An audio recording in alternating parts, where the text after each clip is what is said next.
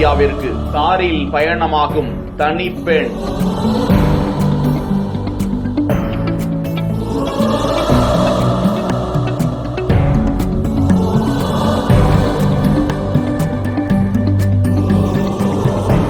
பல நாடுகள் கடந்து வந்த கேரளத்து சிங்கப்பெண்.